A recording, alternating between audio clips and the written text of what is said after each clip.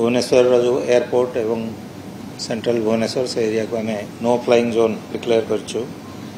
एतद्व्यत airport governor house पूरा entire root तार anti साबोटाज check उभय बम स्क्वाड एवं डॉग स्क्वाड द्वारा करा जाउछि एवं आहुरी करा जिवो। एतद्व्यत आमर जो सुरक्षा व्यवस्था रे आमर डीसीपी भुवनेश्वर नेतृत्व में आउ 5 जन डीसीपी 5 जन एडिशनल डीसीपी 13 जन एससीपी 21 जन इंस्पेक्टर पाखापाखि 93 जन अदर ऑफिसर्स 25 प्लाटून फोर्स गोटे कंपनी सीआरपीएफ नियोजित होछि एवं कौन सी प्रकार एंटी टेरर बा टेररिज्म एक्टिविटी को दृष्टि रखी आम 2 यूनिट एसटीयू नियोजित करछु।